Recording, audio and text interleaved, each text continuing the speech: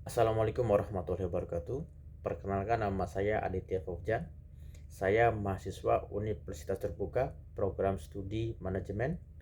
Nomor induk mahasiswa 0429444051. Pada kesempatan ini saya akan memaparkan tentang COVID-19.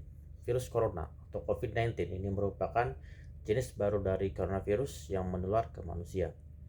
Virus ini bisa menyerang siapa saja, baik bayi, anak-anak, orang dewasa, lansia, ibu hamil maupun ibu menyusui. Infeksi COVID-19 pertama kali ditemukan di kota Wuhan, Cina, akhir Desember tahun 2019. Virus ini menular dengan cepat dan menyebar ke wilayah lain di Cina dan sebagian besar negara di dunia ini, termasuk Indonesia. Hal ini membuat beberapa negara menerapkan kebijakan lockdown untuk mencegah penyebarannya. Kemudian apa penyebabnya? Virus corona ini atau COVID-19 disebabkan oleh coronavirus, yaitu kelompok virus yang menginfeksi sistem pernapasan.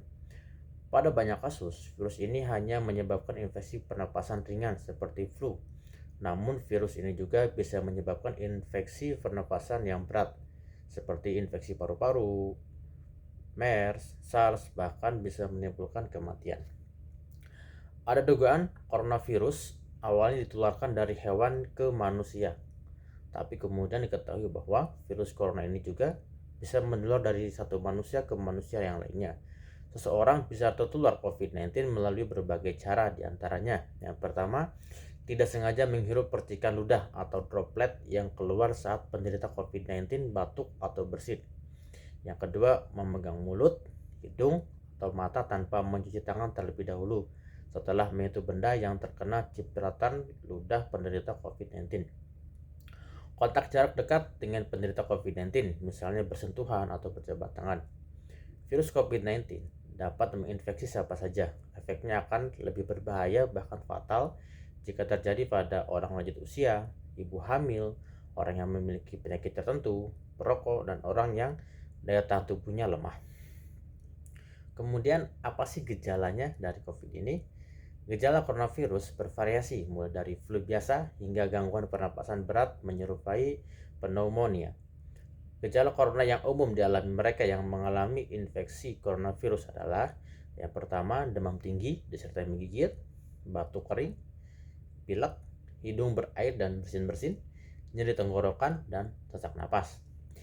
Gejala coronavirus tersebut dapat bertambah parah secara cepat dan menyebabkan gagal napas hingga kematian.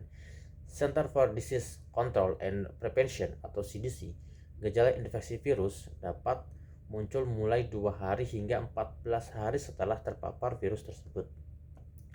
Lalu siapa saja yang berisiko terinfeksi COVID-19? Orang yang tinggal atau bepergian di daerah di mana virus COVID-19 bersirkulasi sangat mungkin berisiko terinfeksi. Mereka yang terinfeksi adalah orang-orang yang dalam 14 hari sebelum muncul gejala melakukan perjalanan ke negara terjangkit atau daerah yang sudah terjangkit.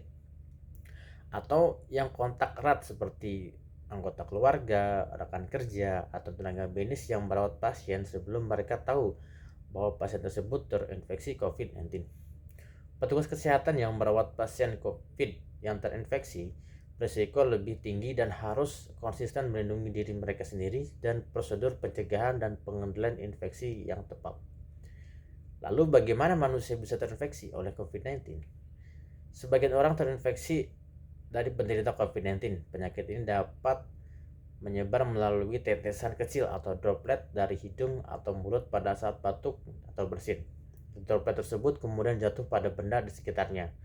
Kemudian jika ada orang lain menyentuh benda yang sudah terkontaminasi dengan droplet tersebut, lalu orang itu menyentuh mata, hidung, atau mulut, dengan kata lain segitiga wajah, maka orang itu dapat terinfeksi COVID-19.